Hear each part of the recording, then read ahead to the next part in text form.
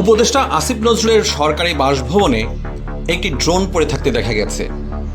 এই ঘটনার পর তার বাসভবনের নিরাপত্তা ব্যবস্থাও জোরদার করা হয়েছে।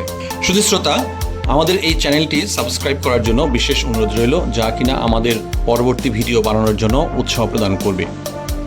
মূল খবরে যাই।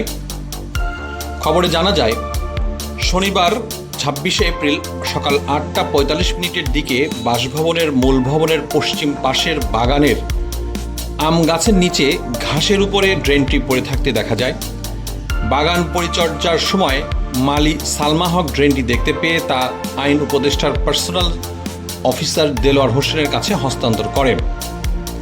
খবর পেয়ে সকাল 10:30টার দিকে ঢাকা মেট্রোপলিটন পুলিশের counter terrorism and transnational crime CTTC ইউনিটের সিটি সাইবার ক্রাইম ইনভেস্টিগেশন ডিভিশনের ডিজিটাল ফরেনসিক টিম ঘটনাস্থলে পৌঁছে ড্রেনটি উদ্ধার করে। ঢাকা মহানগর পুলিশের কমিশনার শেখ সাজ্জাদ আলী ঘটনাটি নিশ্চিত করে জানান, উদ্ধার করা ড্রোনটি বর্তমানে ফরেনসিক পরীক্ষার জন্য পাঠানো হয়েছে। কে বা কারা এটি পাঠিয়েছে এবং কী উদ্দেশ্যে ব্যবহার করা হয়েছে তা খতিয়ে দেখা হচ্ছে। আইন উপদেষ্টার সরকারি বাসভবন সহ সব জায়গায় তার নিরাপত্তা জোরদার করা হয়েছে। ধন্যবাদ।